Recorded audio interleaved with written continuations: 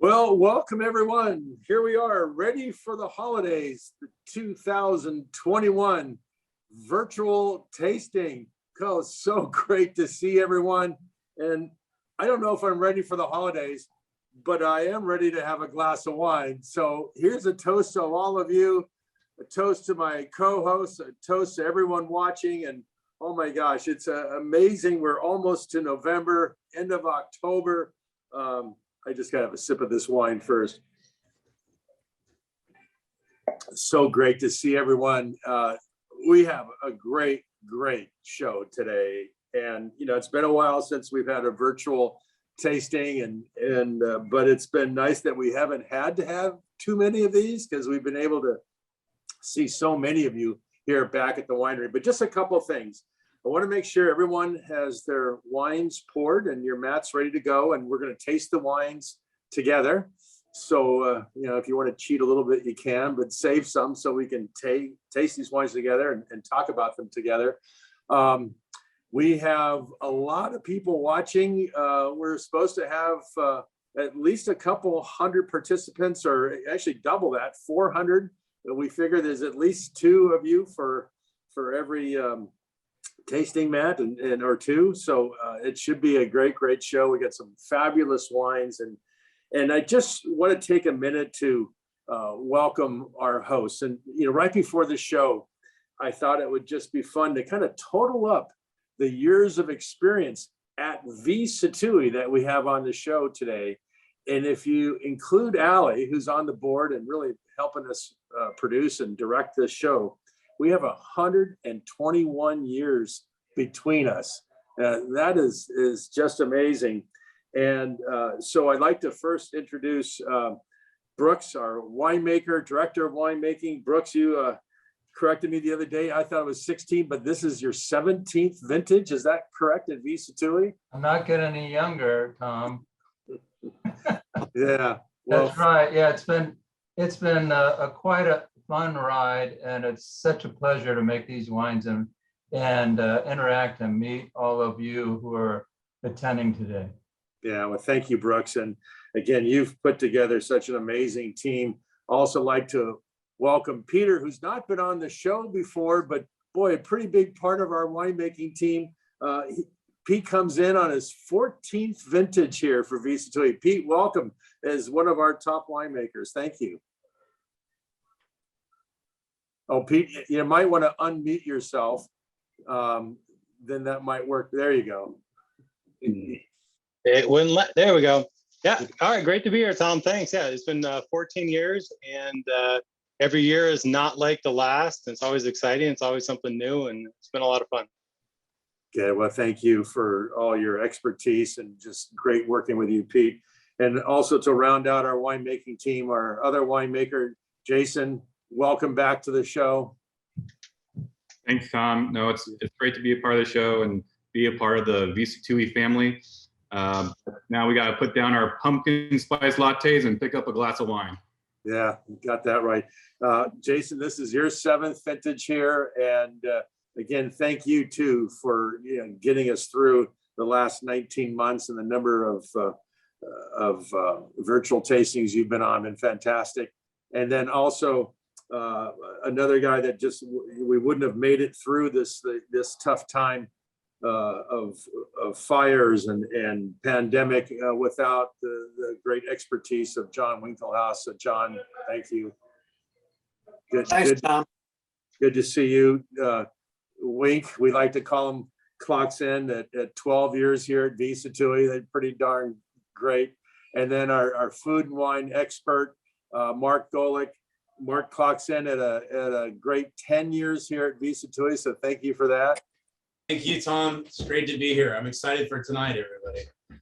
Yeah, it should be a great tasting. We got some great videos to share with you. So, and again, Allie's behind the screen or behind the curtains, so you don't get to see her tonight. Allie started working here as a little girl, left for a while, came back, went to college. She has 20 years, and I don't think she's much older than 20. So she started here pretty darn young.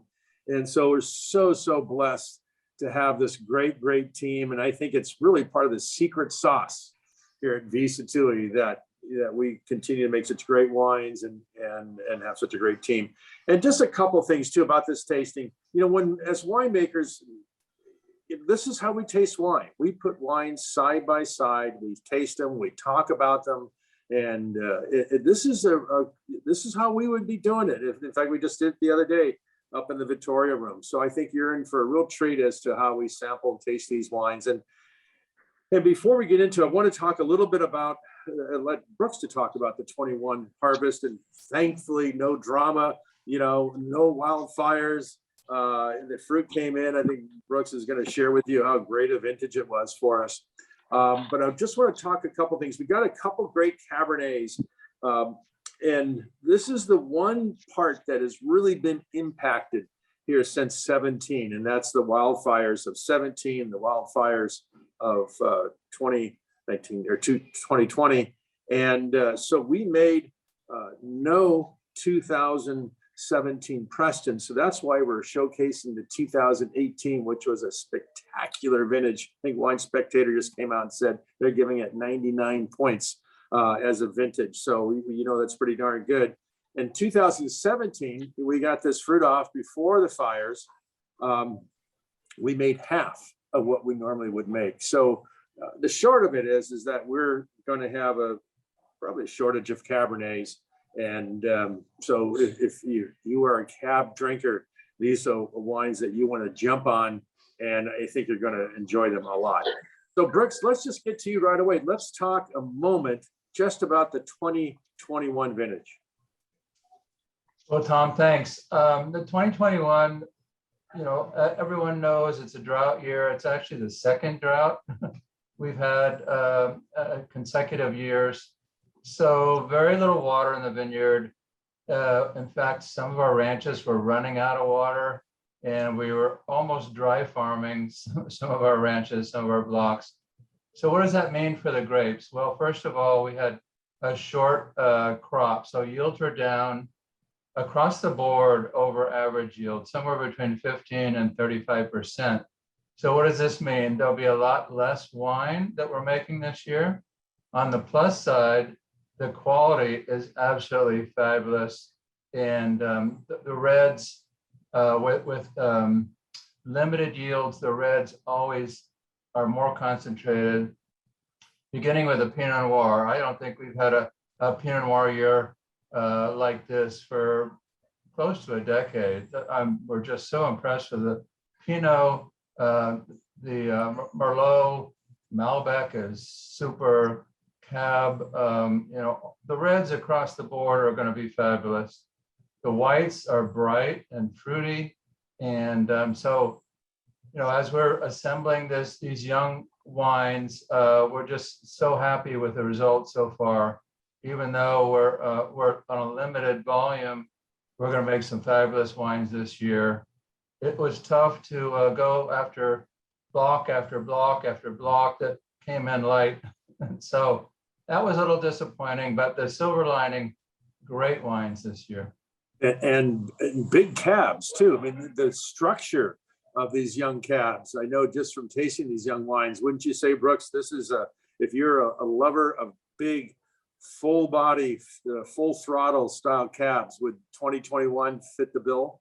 Well, that's absolutely right. In fact, we had to be pretty cautious because some of these could easily have gotten out of control. They would have been overly astringent and not too pleasant, maybe after 10 years. But we've refined our winemaking techniques and our maceration with both Peter and Jason to really get a handle on making the best wines that are balanced, not overly extracted with tannin. In some cases, we're doing some unusual techniques in the tanks, and the various things that we've learned over the years that really work in a year like this. But across the board, they're big, rich, dense, and especially absolutely dark color. They're going to be round and supple. And so I think the 2021 red, the quality is fabulous. Yeah, well, that's great. Well, we hope to see hopefully all of you here at the winery and the last Saturday of January for our barrel tasting party. It's going to be a great one. So Marc, I'd like to talk to you here for a second. You know, already I saw a text from the Bowmans that they've have showed that they have prepared your rib roast tonight to go along with the tasting, and I bet a few others have as well. So I know you're going to talk a little bit more about that, and when we get to the Preston Cab, I think that was the wine that we selected to have that paired with. But Marc, why don't you go ahead and let's get this tasting going. Would you please introduce our first wine, and please make sure you're unmuted.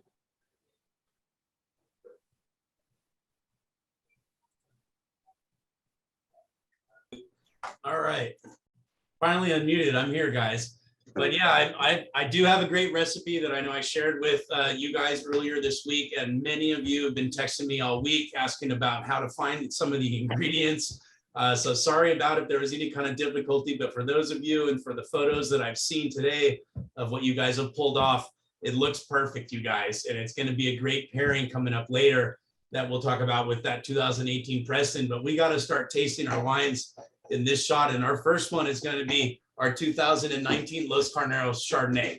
So I'm always a straight shooter with people, and it takes a special kind of Chardonnay for me to really get excited. And this is exactly the style that I love. So really having a balancing act in between the fruit, the butter, the cream, and the show of the oak is what makes a good Chardonnay to me. And I think that this vintage showing that the real brightness on the nose, citrus, apple, pear, there's even some melon and lychee like fruit aromas to it.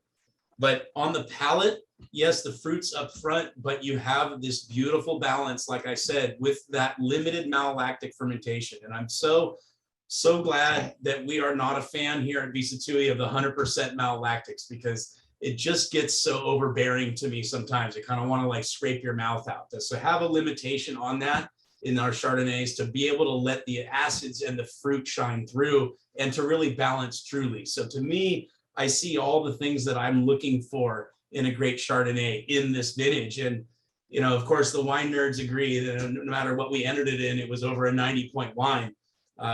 So quite a special release. And for those of you who are Sattui Chardonnay nuts, this is one to definitely keep your eye on and to get a hold of. Well, you know, it all starts in the vineyard, and Jason, you know, maybe you can jump in here just to talk a little bit about what makes the Carneros such a great spot to grow Chardonnay. Yeah, just to jump in a little bit about Los Carneros. This is a wine appellation in Napa Valley, and it's actually the coolest wine appellation. And that's because of its location, right? It's all about location, location, location. And when you are closest to the bay, this is where you have this cooling fog come in every night during the summer, during the growing season. And this cools down the temperature at night. So during the day, we can be in the 90s or even 100 a couple of days. But at nights, we always cool down to 50, 55, 60, somewhere in that range. And that really helps two varieties that grow really well in cool climates like Chardonnay and Pinot Noir. So Los Carneros is excellent for these two varieties. And so just to talk a little bit about the winemaking process as well for Chardonnay specifically, we will often pick this fruit at night to make it nice and cool when we get it across our crush pad. So we have a little bit more control over the fermentation starting. We'll go direct to press. So that means we take the fruit, we go right into our presses and separate the skins and juice. We separate them into a tank for settling and racking overnight. And then the special thing about Chardonnay compared to all the other whites that we make is that we put it down to barrel and we do a fermentation in the barrel. And so primary fermentation, that's where we add yeast, we turn sugar into alcohol. After that, we will do a secondary fermentation, which is that malolactic, which was what Marc was talking about a little bit there. But we're really particular about our malolactic, and we want to only go enough through malolactic fermentation to really increase that mouthfeel and that palate and really not have too much of that butter aroma. And so during that time, we're going through something called a sur-lie aging process, where we're mixing the lees every week, and we monitor weekly and taste every Chardonnay, and then we'll cut it off when we feel is the right time. Well, great job with it. And maybe Jason, Mark, both of you might have some ideas of how to best pair this wine. I think as I put wines together for our holidays, whether it be for gifts or for the holiday tables, Thanksgiving, Christmas, no matter what, you have to have Chardonnay. And so what are your thoughts on that? Jason, what's some of your favorite things to pair up with a Chardonnay like this? Oh, for me and our family, so for the holidays, we always like to have this truffle mac and cheese that I think this Chardonnay would go excellent with. And really, Chardonnay is just it's the most grown grape in California and really the world for whites, at least. And so it's always on our dinner table, and it's tried and true. That's what we would do. But what would you do, Mark? Well, one of the things actually that we've done in our family around the holidays for years and years is to do baked bries, which are, pretty classic, but you can put all kinds of twists on them. But to have that rich, buttery, creamy backer that is such a complement pairing with the malolactic fermentation side of this Chardonnay, but we'll crust it in things like toasted almonds or a puff pastry crust, which really can bring out a lot of that toasted French oak barrel qualities behind the wines too. So for me, Chardonnays of this nature really love anything that is rich and buttery and creamy. One of my real favorite things is just a real ooey gooey polenta, warm to serve with a Chardonnay. And one of my just absolutes, and I'll serve that on the side with like some herb grilled chicken. And Chardonnay just seems to be the real all-star for dishes like that. Well, I could add a couple ingredients. For me, Chardonnay and crab are inseparable. Being raised here in Northern California, fresh Dungeness crab, a loaf of sourdough, a bottle of Chardonnay is just fabulous. And then you can spice it up if you're doing scampi or a mild fish like halibut, baked halibut. I think just any type of seafood that's delicate and flaky goes great with Chardonnay. Yeah. You're absolutely right on the money there. And it's just the lusciousness and the full mouthfeel of Chardonnays compared to all other whites almost that pairs so well with those richer, fattier fishes like you were talking about. And I know you've got a little experience with things like halibut. Yeah. Well, great job. I've just seen some people texting saying, how do we get this great wine in this little bottle? Given all the shortages of the supply chain, if we can't get glass to put our wines into, maybe we will be putting them into these little bottles. Hopefully that's not the case, but oh my God, that's a topic for another day. Well, thank you all. I know we're anxious to get going with these other wines, but I forgot to mention earlier, the best way to watch this show is on Speaker View. And whether you're on a mobile device or on a laptop or a desktop, if you just hit Speaker View, I think at the right-hand side of the device, you hit that, and that way you see all of us in big boxes. So I just wanted to mention that. Well, the next wine is a wine very close to my heart. It's certainly been one of my favorite wines, but what's great about this wine is that Brooks and I kind of came up with the idea together. We just happened to be in Châteauneuf-du-Pape. We were on one of our cruises years ago. And speaking of cruises, I just have to get this plug in here. We just announced our new cruise for 2023. And this is one you won't want to miss. We're going to be sailing the beautiful Greek Isles. We're leaving from Athens and going all the way to Istanbul, Turkey. And it's on our website. We've just got it on there. And I think Allie might follow up with a link to but I think if you just go to our website and go to Travel Abroad, you should see that. If not, Allie will follow up with a link for you. But we've already just in the last couple days, people have found out about it and have signed up.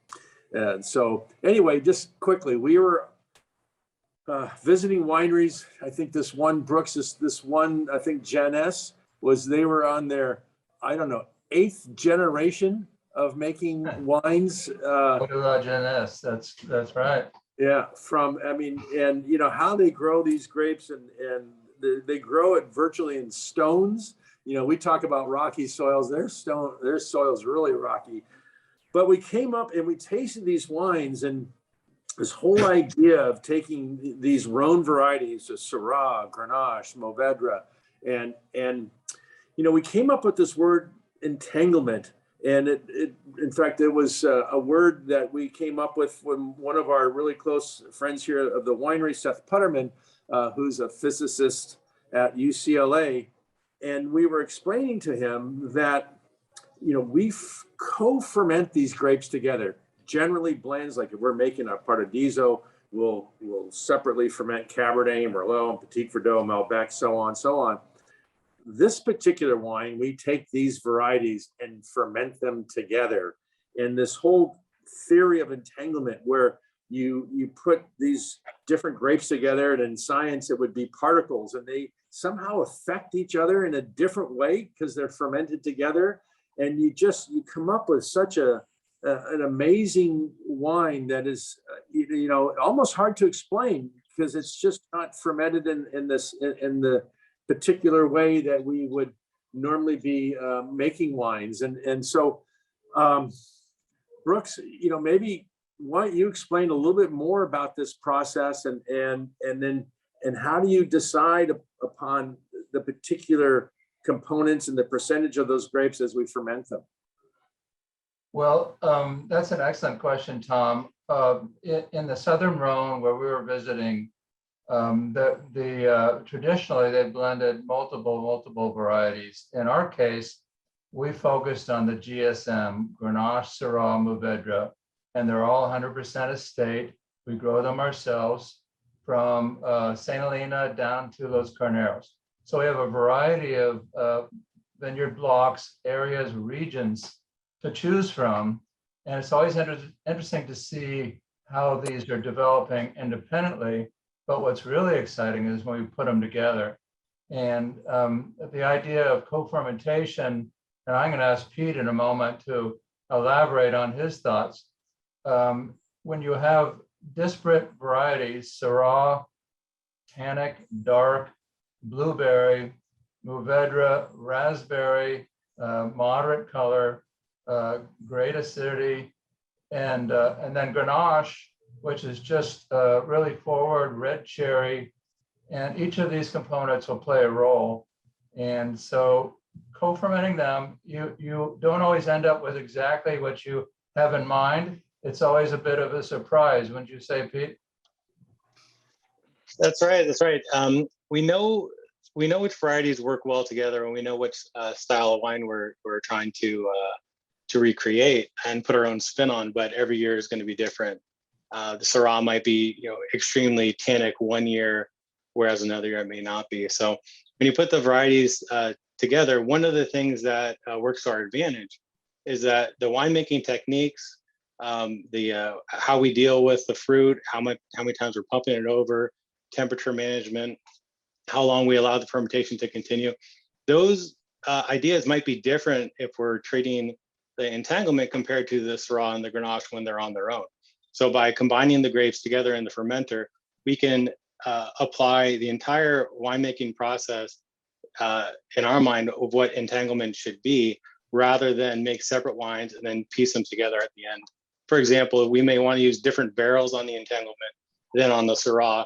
And the only way to do that is to make the wine ahead of time like this.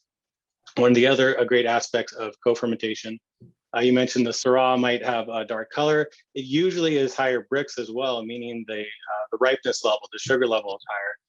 Then you can combine that with Grenache, for example, and the wine will perform better and you'll get a more consistent product if you put them together, rather than deal with the drawbacks of having very ripe and maybe underripe fruit together. They complement each other and you end up with a really nice, rounded out product at the end. And probably the biggest benefit of co-fermentation is that the color will stabilize and the tannin will combine together chemically, and you have a much more stable end product. So Syrah, very deeply pigmented, something like Grenache, not so much, but when you put them together, your wine at the end of it all is going to be more rich and more deeply colored, having co-fermented it than you could ever recreate by blending down the road. Well, it's amazing. Well, Jason, what are your thoughts? How does this wine taste to you? Yeah, so this wine, it kind of it's on a personal note. GSMs or Southern Rhone wines are true to my heart, just because it was the beginning of the inspiration behind the beginning of me in my winemaking career. I mean, going through college, Southern Rhone wines, they were always top notch and delicious. I specifically always went towards the region right next to Châteauneuf-du-Pape, which is Gigondas. And I fell in love with those wines. And they were also reasonably priced. So when you're on a college budget, it was a region that I absolutely loved. And so it's an absolute pleasure to be able to continue, that love for this region through Visattui. And I absolutely love our rendition or our version of this GSM. Well, and I know, Wink, this is a wine that you enjoy a lot. Why, should these folks purchase this wine? How would it work with holiday meals, and why do you like it? Well, Tom, I mean, anyone that likes a great or enjoys a great blend should purchase this wine. I'll give an example of when I'm in the main tasting room and our guest comes in and they say, I love a blend. I always point them to the Entanglement. And when they have a chance to taste them, they're absolutely blown away about the complexity of the wine, yet its amazing approachability. And I've had guests purchase this wine, take it outside for their outdoor picnics, and then come back in afterwards. And one time I sold a whole case of it. They were so enamored with the wine. And it's especially this year, the 2018 Entanglement, I might be one of the very best that we've absolutely had. I mean, it's still a rich, complex Rhone style blend of the three components. There's pomegranate, that I get a little earthiness, sweet, dried herbs, but it's still soft and yet juicy, grapefruit and lingering finish. So it's what a fabulous wine to enjoy. And as far as what to enjoy at Thanksgiving or maybe Christmas time, I'm gonna nod to Mark and ask him, what about this wine? What would your ideas be for pairing? Well, it is probably the toughest question to ask when it comes to holiday meals is, when you have all these different palates at the table, what's a one kind of singular wine that can suffice for everyone? And when it comes down to wine and food pairing, it is these types of blends, and especially GSMs, because they lend everything that we're looking for in the kitchen. They have great acidity, they have depth, they do have tannin structures, a tinge of spices. So there's lots of things to be able to play with. And more than that, they cover all the bases because of that balancing act that they have going on. So let's just talk about, per se, the next big one coming up, our Thanksgiving meal. We're going to have everything from a bright, tart cranberry sauce on that plate to a dark, rich gravy. And that's almost an impossible task for a single variety to take on. So to be able to have the brightness of Grenache, that raciness to support the acids of that cranberry sauce and sweetness to bring out fruits in the wine. But then on the other side of it, with your dark meat, like I said, your stuffings, your gravies, the more savory, deeper, darker, richer, fattier parts, we have the tannin structures that love to be married up with those things. So quite a hard task, but an easy task when you talk about our GSM and its performance on the holiday table. Right, yeah, that's right on, Mark. And I, the great thing about this is we got a really, really nice grading of this wine. It was the best Rhone red blend and took 94 points in the Monterey International Wine Competition and 92 points in the California Grapevine as well. So, when you say it's the best Rhone red blend, that's saying something as well. So congratulations to the winemaking team, putting together this sort of a wine that's absolutely fabulous. So cheers. Yeah, well, and also congratulations to our vineyard team. This is all estate stuff. This is controlled from vine to bottle, and that's what makes this particular wine. I just saw an article. I think maybe Brooks or you guys saw this too. It's written by the one of the wine writers or wine editor of the San Francisco Chronicle, and it was just on this idea of doing co-fermentation, and this seems to be the hot new thing. Well, obviously it's not too new since they've been doing it for about 100 years in France, but and we've been doing it here for a number of years. And Einstein called entanglement kind of spooky action at a distance, and again, this co-fermentation just brings this wine to another level. I opened a 2015 I just had in my little cellar, and I thought I should just check in with this. And I knew we were going on the show tonight, and I thought, all right, how does this wine age? It aged beautifully. So again, even though young, they taste great. They just continue to evolve, and it was just so plush and rich and black in color, and it no way told me that it had a few years on it. So I probably could have aged it a lot longer. Well, anyway, congratulations. We got a lot more wines to go.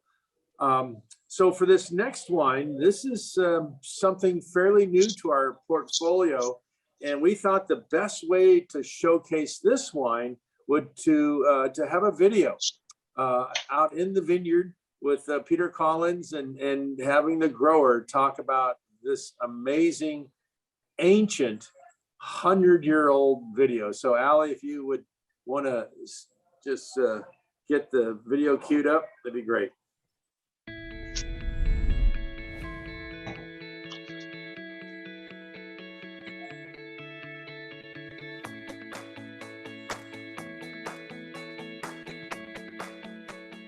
My dad came across an article in the New York Times back in '66, and there was a vineyard up in the Napa Valley, and he had grown up on a ranch in Colorado and always had the bug to be involved in wine, and brought my mom on a weekend drive up here one day, parked over on the side of the road. And she said, "What are we doing, Bill?" And he said, "Well, I wanted to show you our new vineyard. So why are we up here?" "Well, I need your signature tomorrow." They moved onto the property in '78, I believe, and they've been here ever since, and she loves it. The view out of the house looking north up to Mount St. Helena is just stunning. We just celebrated our 50th harvest 3 years ago, and these 2 blocks of Zinfandel are the original, planted in 1923, and we're on the Bale Creek alluvial fan, so we grow them on as much rock as soil. The old soldiers out here are 98 years old. I'm an architect, but I was always interested in the vineyard and would come out and help during harvest and so on. And as my dad got older, I stepped more into it. Sometimes you got to appreciate the history of those that came before us and respect them and take good care of them. So that's what we try to do. They've got roots down 12, 15 feet. But this is a rocky, hard piece of ground. And my dad was in the Navy, and the British used to use what was called a holy stone, and they would holy stone the decks of the ships, the oak decks. And we've obtained the copyright to Holy Stone. And this is Collins Family Holy Stone Vineyards. I've had a number of people tell us how special this ground is. So I think from a winemaker's perspective, it's really a matter of how hard the vines work to prosper in the tough ground. Gives them some serious character.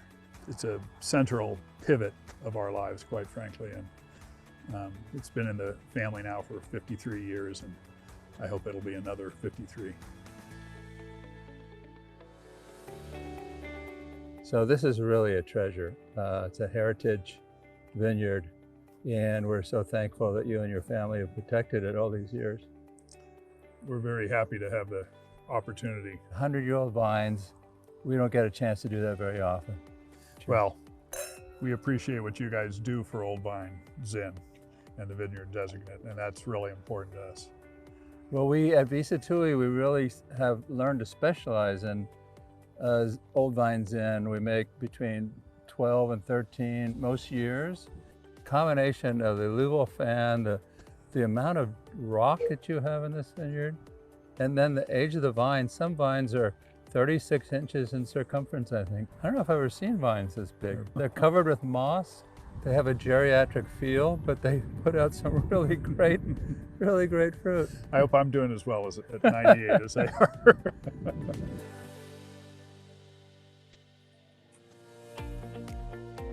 As far as the approach to winemaking with a grape like this,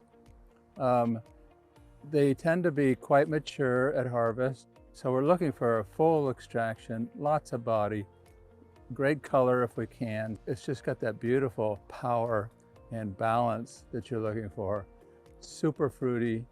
It pairs so well with all kinds of food.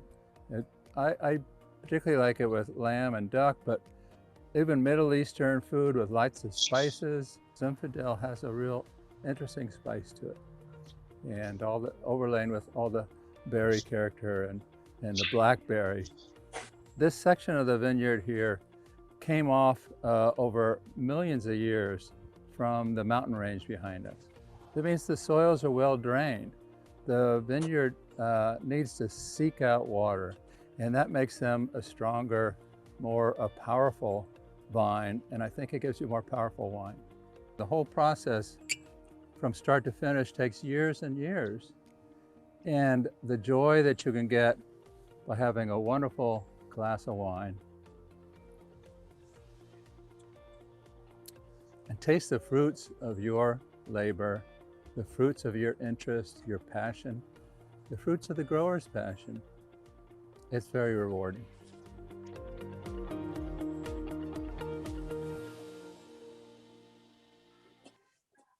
Wow. If that doesn't make you want to buy a bottle of this wine, you know, we were talking the other day, there's roughly about 46,000 acres of vines here in the Napa Valley. And Brooks and you and I were talking that, you know, these ancient vine vineyards, you said you could probably count on one hand the number that total, you know, these ancient vines. And it's just crazy. But I wanted to put this question out to Pete, really, you know, to talk a little bit more about, you know, what does ancient vine means? And, you know, Pete, you're involved in the production of all of our 13 Zins. How do you compare, you know, this new vineyard to the rest of our repertoire? Yeah, they're harder and harder to find, these old vines in, especially the ancient vines, which generally accepted it's over 75 years old. But as you said, the Collins family is nearly 100 years old. Harder and harder to find, especially in Napa. People are replanting everything to Cabernet, and we're lucky enough to have not one but two. The Qualia vineyard, also some very old vines. Collins family, being so old, the roots run very, very deep in those soils. It's critical if you're trying to dry farm any Zinfandel. And what happens is the berries stay very concentrated. Your yields go way down, so you're not getting a lot of fruit.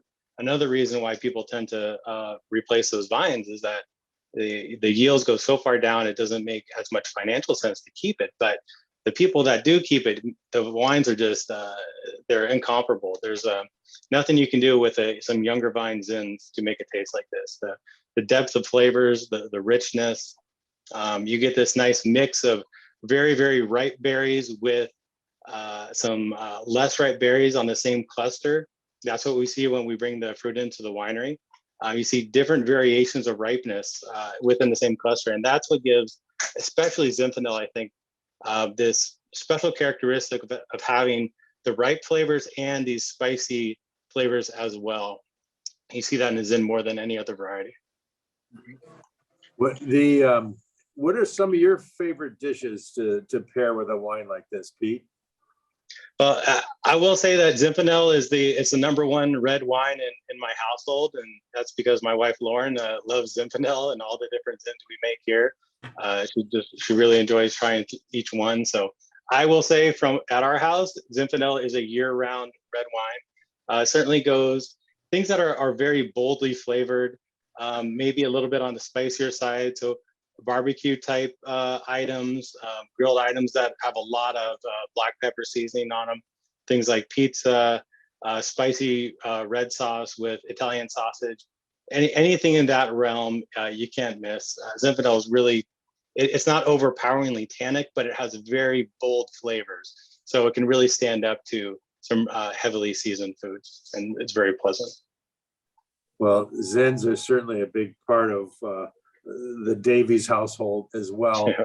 But I'm anxious to hear, Mark, what your thoughts are on the pairing of this wine. And I know you're pretty enthusiastic about Collins, and don't forget to unmute yourself too. There we go. Perfect timing. Yeah. No, I mean, anybody who's ever done a tasting or hung out with me at all knows that Zin is number one in my household as well. Something just so near and dear to my heart. And with the passing back in 16 of our Crow Ridge ancient vines, it was sort of this hole in my heart for that real just sultriness of an ancient vine Zin. So I'm so happy now to have Collins in our repertoire. It really does everything for me. I was just having a chat with one of our club members here, and they said, is this a food wine or is this a porch wine? And the answer right away is, to me, is that it's so fabulous and so well balanced just on its own that it doesn't need food. But if food happens around it, it is welcoming it with open arms. So to find Zins that aren't on the teeter-totter. You're not a super jam bomb, like bring me the peanut butter and the bread, and you're not on the other side of it. You're not, who missed my Caesar with a pepper grinder. To have that balance between fruit and spice is, to me, what makes the most special Zinfandels. And I've really only found that in the older vines, and especially in the ancients. And like everybody's been touching on and said in the video, it's all that struggle. I mean, can you imagine being in that type of soil, largely dry farm, not just struggling for everything that you have to produce such a smaller amount of fruit, but such a higher quality of fruit? And that, to me, is what makes the best Zins. Yeah. Well, Jason, and I want to put this out to Jason and Wink. Jason, again, why in the world do we make 13 Zinfandels, and how do you keep them all straight? And then secondly, maybe John, I know before we even released this wine, you were sneaking bottles of this out to some of our top fans. So maybe both of you could speak to those 2 points. That's a great question, Tom. So yeah, when Brooks came to me and said, we were making 12 Zinfandels already, and Brooks came to me and said, hey, we found something special. We gotta make another Zinfandel. I just shook my head. I don't know. We already make a whole case worth of Zinfandel. How can we make 13 a baker's dozen now? But after hearing about Collins and the uniqueness of it, it almost feels like we have to take this on. This is such a historic piece of land in Napa Valley that I feel like if we didn't take it on, or if someone didn't take it on, it would have been ripped out, like Pete was saying. It would have turned into cab. And so being able to be a part of that history of this land is just magical. And we make a lot of different Zins. I have to say, I'm gonna double back on what Pete was saying, and that Zinfandel has tremendous variation as a variety. And so the appellation that you grow it in, it changes it. It's just so drastic. So if we just took all of our Zins and blended them all together, it would just be a tragedy, because they are so unique and different. I mean, you go all the way from like sandy soils of Contra Costa, you have your Duarte, just tastes drastically different. If you go all the way back over here to Collins, you taste those side by side, they almost taste like different varieties. So that's really why we make so many different Zinfandels. You're right, Jason. And once upon a time, I said, why do we make 13 different Zinfandels? Oh my God. I mean, from a marketing and sales standpoint. But then, as you go through them, and then we lose the Crow, and all of a sudden we have something that is called Collins. And you're right, I'm guilty as charged. I have snuck this out to the fans of Zinfandel. It is absolutely a fabulous wine, and it's just so. I know there's a lot of concentration of the flavors simply because of the age of the vines as well. But this is a great replacement for Crow, but it's also very characteristic. It's not Sonoma, it's definitely Napa, and the flavors of this wine is very enjoyable. And my wife Diane, who's actually watching this with 9 women who made Marc's wonderful preparation this evening and bought all the ingredients. Shout out to them, but I think they have more than just a little sample bottle of it. I think they have a great big bottle they're enjoying right now. So enjoy. Salute. All right. Well, thank you all. And again, just these wines are special. And John, you mentioned Crow, the old Crow, mowed under, just wasn't economically viable, 1 ton an acre, and thank God people like Peter Collins, have a commitment. He could probably be making 5 times the amount of money if he was growing Cabernet. But you saw in the video how special this place is to him and his family, and so enjoy these wines. Why we can't, they're not here forever. And especially here in the Napa Valley where the pressure is on economically to get as much as you can out of an acre. Well, look, and then we have another video coming up, and I just got to give a shout out to Russell Perry. Russell's been on board here for most of this year, and he's the guy behind these videos. He's so talented. And so this next video, we just shot really just a couple weeks ago. So if you have not, been here in the last couple of weeks and seen what harvest was like here in the Napa Valley, you're going to see it, because the night Brooks and I shot this video, it was about 6 o'clock, 6:30 in the evening. That magical time of the golden hour they call it, and we had the crew out picking grapes that night, and we're out there with them tasting the fruit. And so, Al, if you'd like to show this next video, this is our Mount Veeder Cabernet down at our Hibbard Ranch.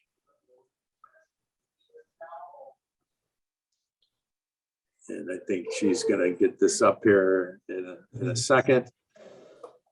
And again, special place where we've been making some top-notch Cabernets. And so I guess I'm just going to keep talking here. So here we go.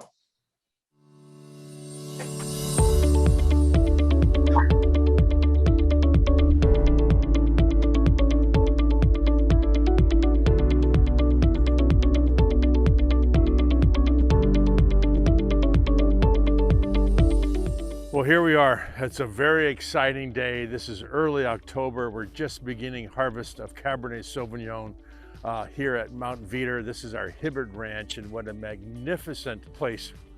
We have about 525 acres here on the ranch, and this is a very unique appellation. It's probably the most rugged of all the appellations here in the Napa Valley. It's so steep, so rugged, and the wines are just magnificent. But there's a good reason for that.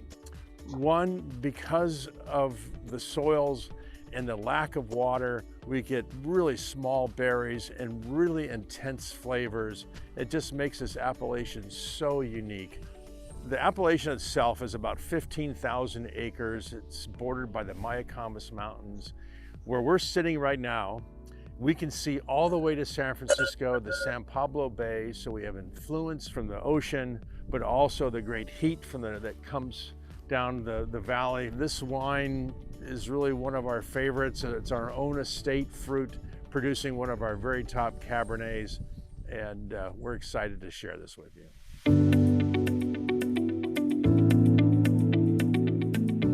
Well, we're at the top of our Hibbard Ranch here in Los Carneros, Mount Veeder. It's right at the junction between the two.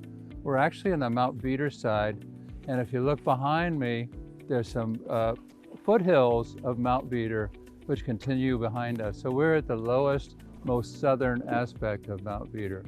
It's ideal for mountain-grown Cabernet, which is what we're harvesting today. It's what makes it ideal. What's so special about this place? Well, it's cool. It's very cool. It has the breezes coming off the bay, the fog. The yields are quite low. Really long hang time. Hang time refers to how long the grapes are on the vine. This is always one of our last vineyards when we harvest. All those aspects make it really special. Well, you can see here I have a bottle of our Mount Veeder Cabernet. And Brooks, as a winemaker, as we sip this wine and smell this wine, how do you connect it to this place? You know, what's the connection here?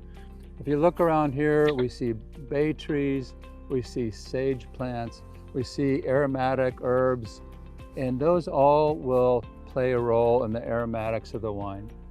As you can see, the density, the color is just absolutely fabulous, inky black, and that's a function of the long hang time, the cool condition that we have. And so all those things play a role. I could go on, but Tom, tell me what impresses you about this wine? Well, one, it's black, inky color, and there's so much fruit. There's such a density, and I know there's tannins in this wine, Yes. but it just seems like they're just wrapped up in this intense fruit, and it just makes the wine so delicious. Does this cooler climate here play a part in softening those tannins? Oh, I think it does, absolutely. Many hillside vineyards in warmer climates will have very aggressive tannins. Here we are, we're close to the bay, cool nights. What we have are intense color, intense flavors that envelop those tannins and make them silky and not obtrusive or aggressive. So the wine, as we've seen from all the years we've been making it, still has a great potential for aging. Well, the longevity of a bottle of wine comes into play with a number of different components in the wine itself. Of course, the soil, the clone, the rootstock, the location. In this particular wine, location is paramount. It's a wine that is very, very long-lived, even though it's soft right out of the gate. Yeah, it's magnificent. And what a special evening that Mother Nature has treated us to. It's early October, and here we are. It seems like we're on top of the world here tonight. Literally, we are. We're at over 1,000 feet. We're so proud to be caretakers of this historic property. This has got to be one of my favorite wines that we make year after year. We make fabulous wines, fabulous Cabernet from Napa Valley, along with everything else. But this, I think, being estate, we have our fingerprint on it from day one all the way to harvest, all the way through pressing the grapes and aging and putting it in the bottle. So the continuity of that whole process is very special. It's truly a remarkable location. Every time I come up here, I'm blown away. Yeah, well, I'm blown away by the wines that you're making. So here's to you. Thank you very much. Thank you. Cheers.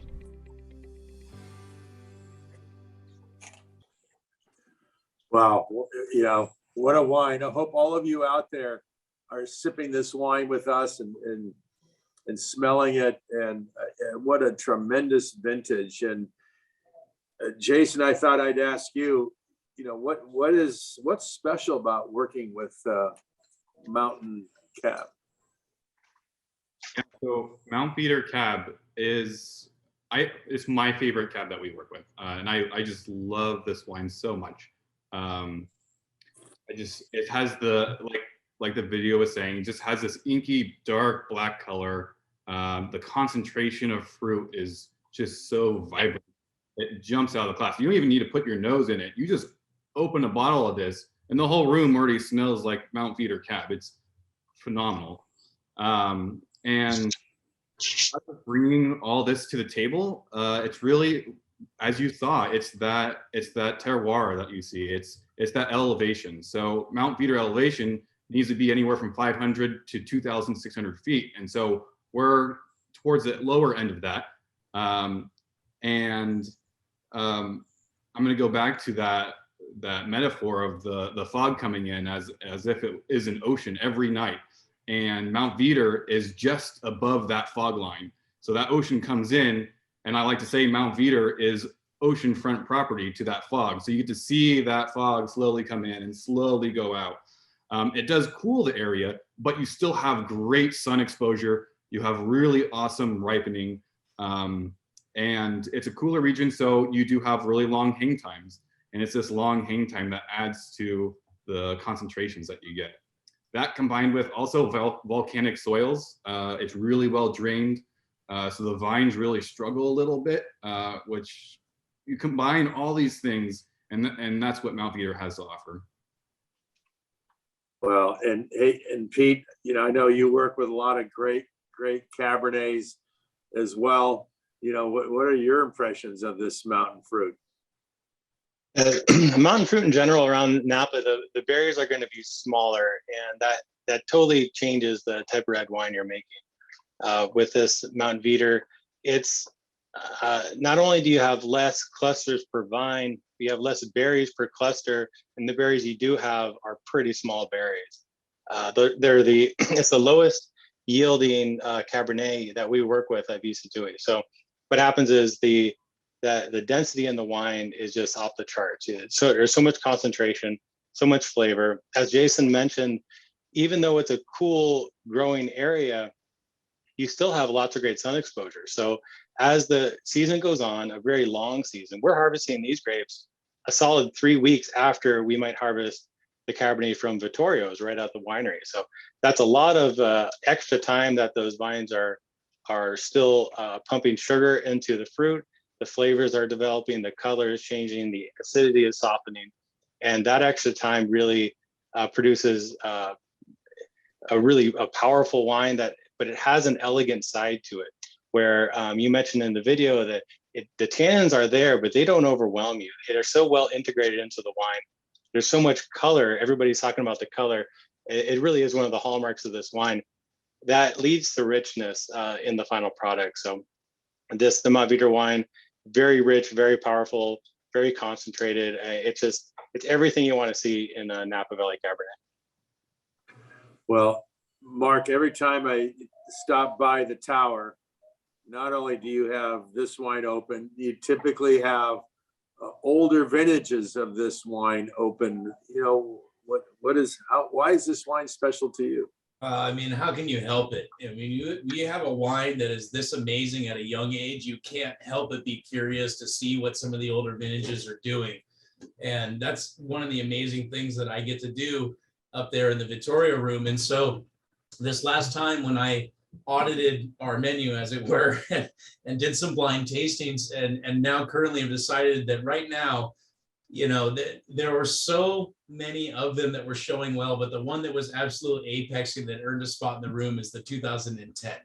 And really truthfully, and we know really from history that we can, by possibly age our wines double of that, and even maybe stretch that in a perfect cellar. But I always strongly will tell people our wines show their best at about their midlife crisis, somewhere in that 7 to 15 year age, like the day they showed up in a Corvette with a tattoo.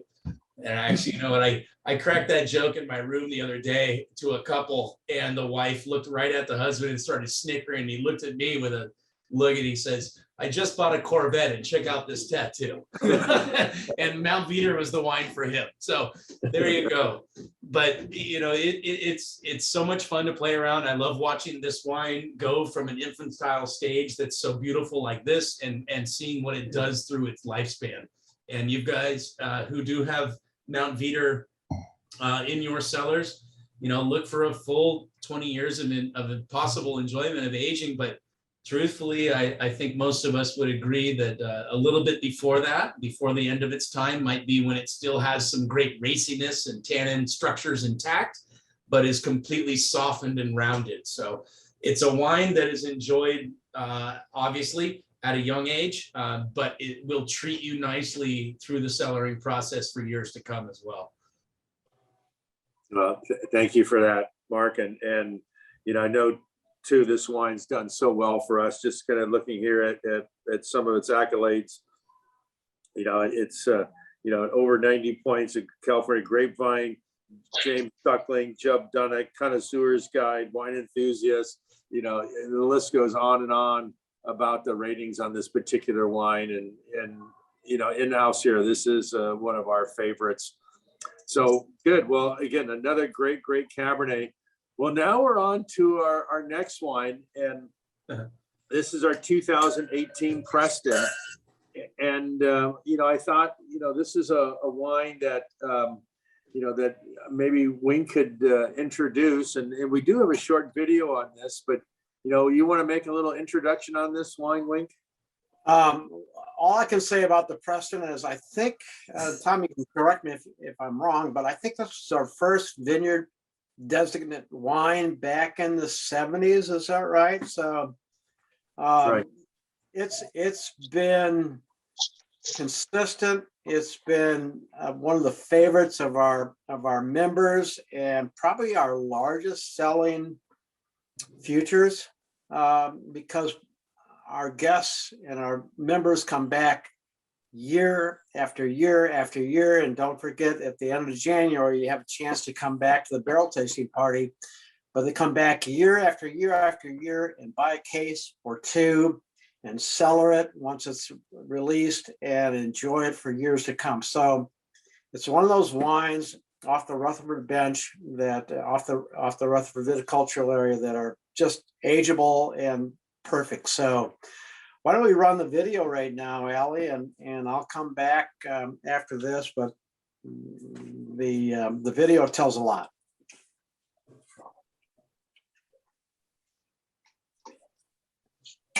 So my dad bought the property in 1969, and we moved up. Well, we started coming up in 71, and when we bought the place, it was all walnut trees. So it was a walnut orchard. It was one of the last few vineyards out on the valley floor where it had not been converted to a vineyard. So this was one of the last ones out there. My dad had been looking for it. For something where he could go to. He was originally a Kansas farm boy, got caught in the Depression, whole family packed up, moved out to Los Angeles and to California, and he got a job making airplanes. But he'd always kind of had this idea in the back of his mind that maybe it was from flying and going to different places and things of that nature, but he really wanted to have a vineyard, and he liked Cabernet.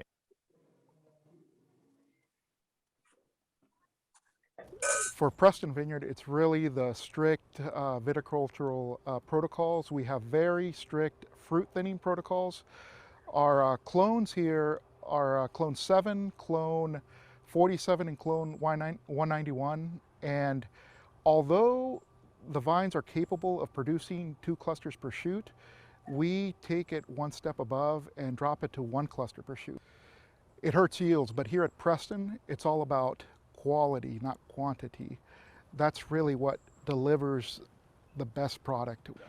Rutherford Dust, when you're enjoying a great glass of Rutherford Cabernet, you can taste those earthy components in the wine.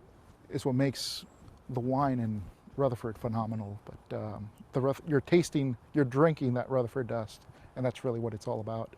It really also comes with the balance of viticultural techniques. You want to have the right rootstock that is appropriate for the soil. Here we have bale loam. The climate and the soil is really what makes the fine wine. It gets the earthy character from the soil, which influences the quality, the character, and the weather influences the quality. We really have the hot days that ripen the fruit and the cool nights that give the acids that are needed.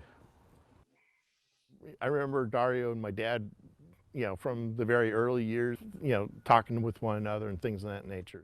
I do love the fact that we have a vineyard here in the Napa Valley, but not just in the Napa Valley, but in the Rutherford Dust Society area. And so there's also kind of a feeling that you need to make sure that you do it right and that you keep doing it right and you don't mess it up.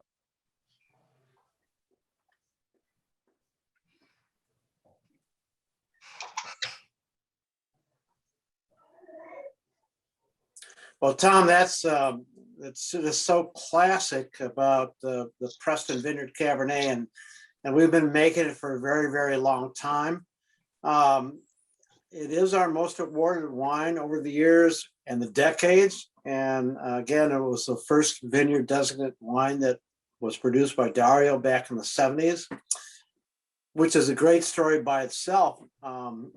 But I think the thing about the Preston Vineyard Cabernet and why people keep coming back to it year after year after year is the consistency, which really defines the wine. And there's a reason, again, that's the most sought after futures by many of our loyal customers as well. So Brooks, how many vintages have you been doing this? And how many vintages? Go ahead, John. Excuse me, how many vintages? This is your 17th year?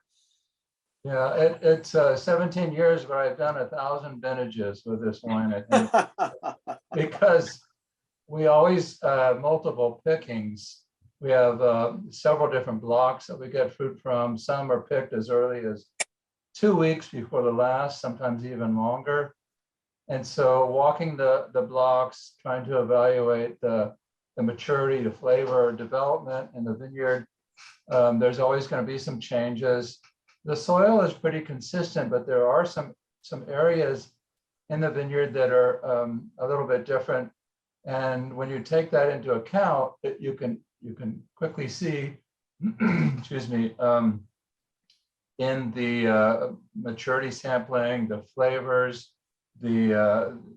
just the look and feel of the grapes. So it really takes a careful eye to make those decisions when we're picking here. It is certainly one of my favorite, although, you know, every year I pick a favorite, but I'm a little bashful about saying which one because I don't want to tell anyone that they might like something else. And I'm often asked, okay, what's your favorite? Oh, it's the Sattui wines. What is your favorite? And I just kind of say, well, I love them all. So I try not to pick a favorite, but this one, of course, is Preston Cabernet. So what makes it special for me? It is the Rutherford area that has the famous Rutherford dust.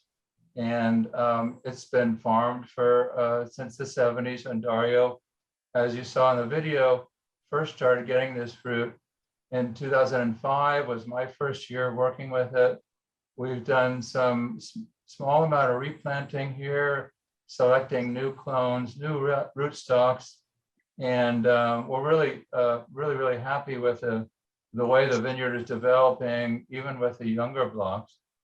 So it's just so much fun to have the opportunity to work with a wide variety of harvest lots to do any potential blending and see how they age differently. So certainly it's one of my favorites. Well, it's such a, the only way to look at this is it's a legacy vineyard for Sattui. This is our, 44th vintage of Preston Cab. And it's so special. Mark, I know this is another one of your favorite wines. What are some of your favorite past vintages? And again, and how would you pair this wine tonight? And then I think I know how you're pairing this one tonight because you got a pretty damn special recipe to go with.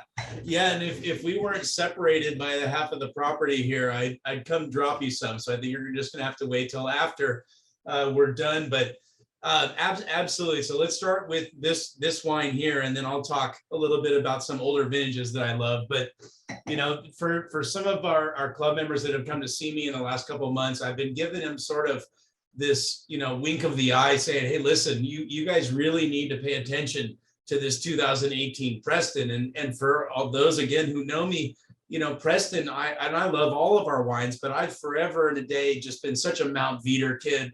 I love our mountain grown wine the most. I'm like Jason, I'm the most intrigued by that. I think year to year, it just gets me in a soft spot of my heart. But when I tasted this, and keep in mind, everybody out there, that this is a very young wine. I mean, this is an unreleased wine. This is something that is the first of the 18s that anybody's really had a taste of publicly. You know, we just barely kind of started giving out our 2017s.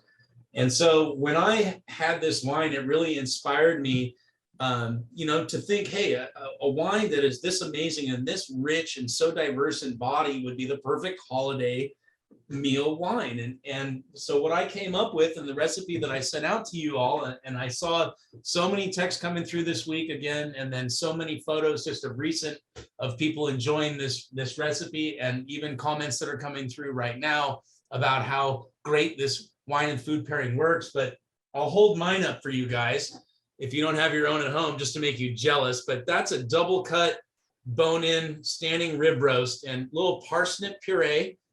And I also utilized our 20-year-old tawny port to do a glaze on some heirloom baby carrots. And, you know, typically when I give out recipes to you all, they're pretty quick and simplistic and down dirty and to the point. But this one, I really wanted to send something that was more of the complete holiday meal.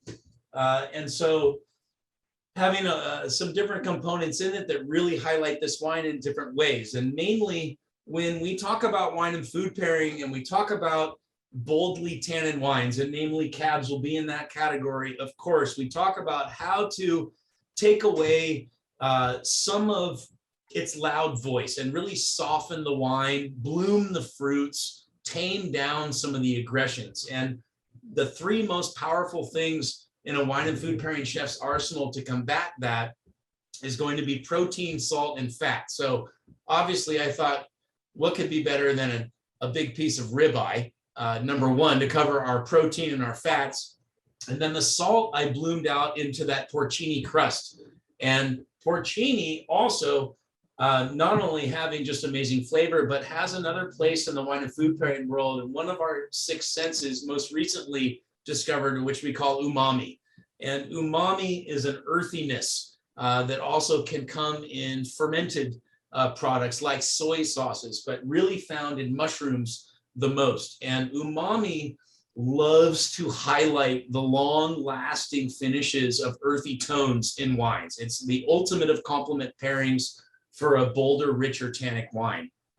And having the port wine in there for sweetness to highlight the fruit in the wine, and also the parsnips carrying an inherent sweetness, but that nuttiness and rich fattiness to highlight parts of the wine in that way as well. So to me, it was taking three different components of a dish that really highlighted the three main things about this wine that I thought were the most impressive.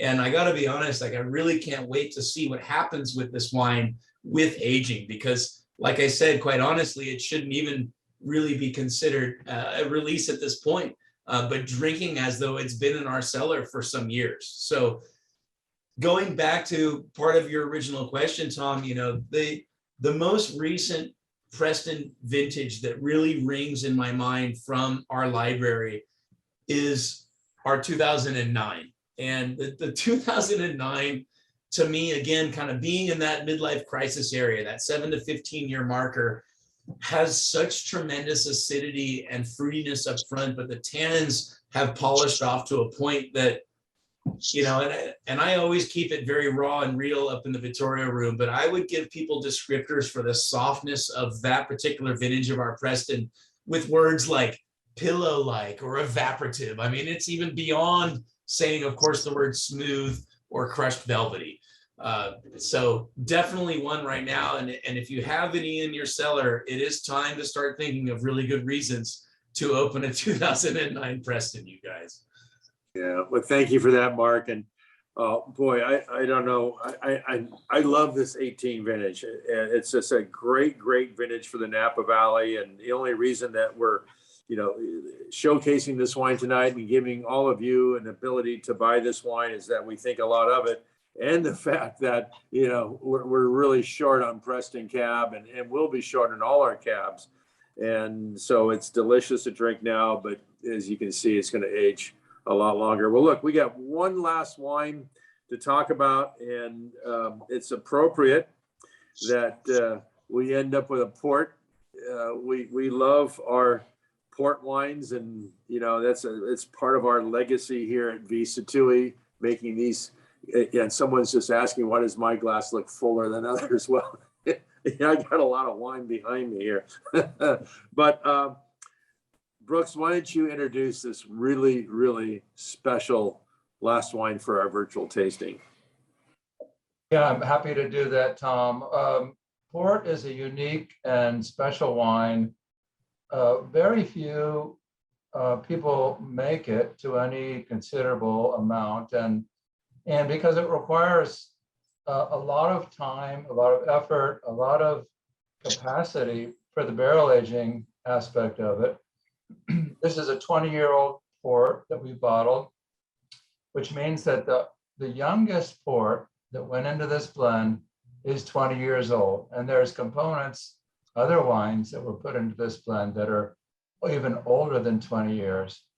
And when we get together as a winemaking team and try to select what is the best selection of various components, it really depends on what we're trying to achieve. In this case, we wanted the molasses, the cinnamon, the brown sugar that you get with an aged port.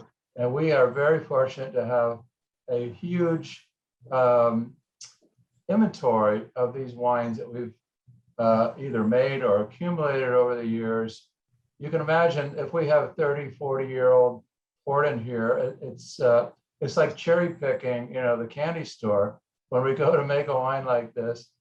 And I'd like to back up for just a second. So Mark, many people think, well, port, that's a before dinner or after dinner drink. If you like cigars or dessert, you might have it, but you used it in a main entree component of your meal. Can you just explain why you chose that?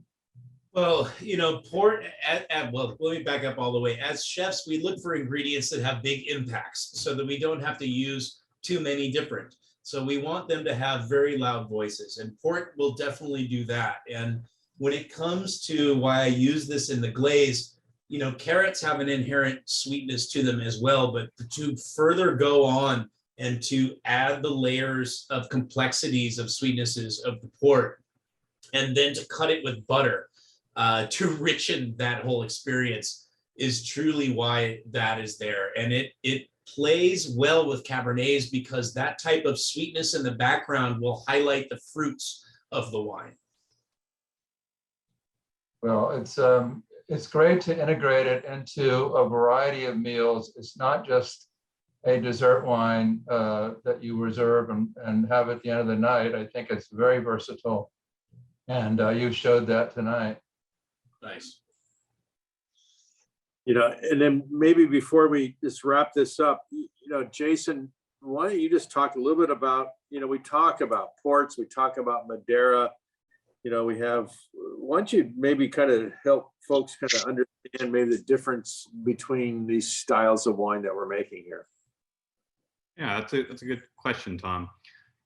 So I'm sure a lot of you are familiar with our Madeira and our ports, but they are fortified port. So Madeira is a type of port, but there's something special about Madeira in the way that it's treated.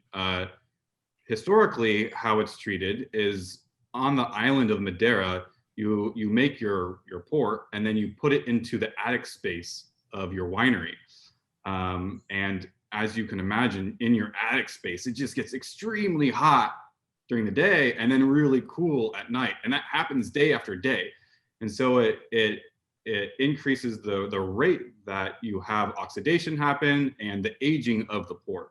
And so that's what makes this Madeira much different than a traditional port. And it's this process that kind of caramelizes the sugars and gives you more of a nutty or a butterscotch flavor much earlier in life. Whereas port, it's really gonna showcase a lot of the fruits that you're looking for in a port. So it has a lot of that plum or dried fruit or fig. Now this 20-year-old port is 20 years old. So we've allowed it to naturally kind of go lean towards that Madeira style. But I still think it's a good halfway bridge between port and Madeira, where it does have some of those fruits components in it, and it still has a little bit of color compared to the Madeira, where the Madeira is more of a brown and you could see through it a little bit more. And then for us, we always have to have either a port or a Madeira on our dinner table at our holiday festivities. It seems to be always the go-to after dinner. We always like to continue our conversations, and it seems like the ports or the Madeiras just keep everyone at the dinner table and having a good time with all the family. So we always have a couple on hand. Yeah, and you know, as we get towards the very end of dinner and we get to the ports, and thank you, Jack Coors, for the Trinidad Cuban cigars that you're going to bring to me. So, and it's just fun to have good cigars and you know, and drink this kind of a wine that at the minimum is 20 years old. Such I don't know if all of you know how special it is for you to have a wine like this. Yeah, if you go to Portugal, yeah, you're going to find stuff like this. You will not find anything like this, you know, produced in Napa. And it's just so special that we get to have this wine to share with all of you. And you know, we're so committed. You can imagine, you know, we've been sitting on this for 20 plus years before we release this to you. You know, that's a commitment that you probably don't see from a lot of companies, and certainly a lot. I suggest one thing. What were you doing in 2021? It was just after the millennia. That's the way to think about it. Yeah, no, I know. It's just you know, 20 plus years ago. It is a long, long time. Well, look, you know, we're just about ready to wrap this up, and thank you. We made it. We made it through all 6 wines. And this has just been a lot of fun. You know, as I said at the beginning of this thing, it's, you know, we're getting ready for the holidays. Well, I think I was more ready just to have some fun and drink some wine. But, you know, we really do need to be thinking about this, Wink, that the holidays are nearing. You know, the clock is turning quickly, and here we are entering November, and people do want to get a jump on the holidays and getting wine to them and to their friends and loved ones and colleagues and this business associates. And so, maybe what are some of the things that people should be thinking about as they contemplate getting their orders in? Well, absolutely right, Tom. Here's the thing, couple things. One, we do have a little slowdown in the parcel carriers that we use, for example, FedEx or UPS. So I think all of our guests, all of our members have, and all of the people that want to buy our wine or anybody's wine need to think about maybe getting their orders in a little earlier. You know, Brooks Painter and Pete and Jason have done all the Brooks Kringle folks have done a great job in having enough wine this year. So we don't have a supply issue here, but maybe the supply chain is going to be a little more difficult. So all the good boys and girls over the 21 years of age, you should know that the parcel carriers from UPS or FedEx are going to be a little slower this year. So I'm going to encourage you to make your orders a little sooner. And we also know that this time of year, whether it's Thanksgiving or Christmas, weather is going to be a little bit of an issue as well. So encouraging you to make sure your wines or your wine orders are here at Sattui Winery. We have added additional staff during the week to pack our customers' wine orders, and we've added weekend shifts. But I'm going to ask Allie to maybe pop up the video that shows you where we are and what we're doing right now. So We've also arranged with Federal Express for extra pickup, including extra capacity when we need. Nevertheless, we encourage you to get your orders in early, and please refer to the Thanksgiving cutoff dates that our Allie is going to show you right now. So thank you all very much for attending tonight. Not only do you get early access to the 2018 Vineyard Cabernet, but also until November 5th, you'll be able to receive a 20% discount plus free freight on all case orders. So we encourage you to take advantage of that. Thank you very much for everything that you do for us during the year, and we appreciate you all very much. Happy Thanksgiving, happy Christmas, happy New Year, and all the rest. Thank you very much. Tom, and your final comments? Yeah. Well, thank you for that. And well, I know Allie too. She just did a spectacular job on our holiday catalog, our virtual catalog that we just put up online. And I hope all of you have an opportunity to take a look at that. I think Allie's going to put that up on the screen here in a moment, and you'll be able to flip through this and see all the great wines that we're going to be showcasing here during the holidays. And as Wink indicated, for this next week, for only those of you that are watching this show, that we have offered you the ability to get a 20% discount plus free shipping on these orders. So it's something that's only being extended to those of you that have signed up for this virtual tasting. You better act soon, because if you wait, then, well, that's okay if you wait, because you'll pay more than pay freight.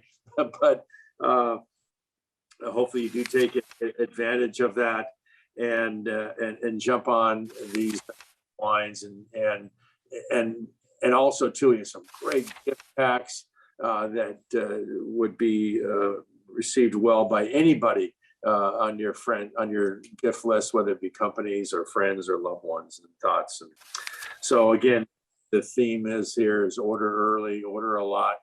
And you'll see our list of all our events for 2022. All of our events are back for 2022. We're so excited about that. I talked earlier about the cruise and our barrel tasting party, and also here's what we're planning. I mean, hopefully we are going to do a barrel tasting party. We're also planning for those of you that are far away that can't make it here in late January to do a virtual barrel tasting party for you as well. So that's something that to keep an eye out that we haven't really announced, but hopefully we'll do that. Well, look, here we are. We've made it. We're to the end. Any last thoughts, recommendations from this great panel here tonight? Well, if I could just say, what a treat to have you all join us today. I hope you enjoyed all of our comments, our descriptions of the wines, and having them sitting right in front of you.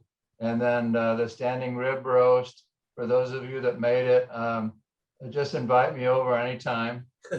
Because bon appetit. Thank you very much.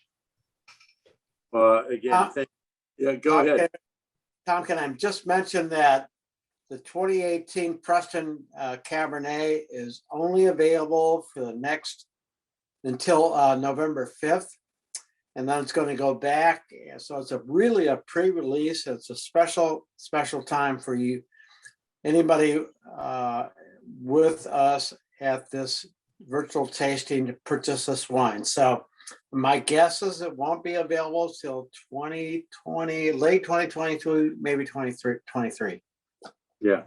So thank you, Wink. Yeah, definitely that's something that an early opportunity, and it is drinking deliciously now. And so, well, look, I just want to say thank you to my panel, Peter, Jason, Wink, Mark, Brooks, and then Allie hiding behind the camera we would not be able to do these things. This winery would cease to function without you guys and what the great job that you do. And then also to all those people, the little elves that filled, the 1,000+ bottles, Luke and Alan, for the great work that they did to get this wine shipped out to you, to print the little labels here. And I think Allie did that, and then to fill the bottles. And I mean, we did it right. Each bottle was sparged with argon and nitrogen, and filled under nitrogen. So, I mean, that's why the wines are so well preserved. And so thank you again for a wonderful, wonderful evening, and get your orders in fast, and order lots. And thank you everyone for watching.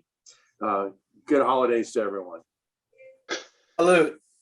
Cheers, everybody. Cheers. Thank you.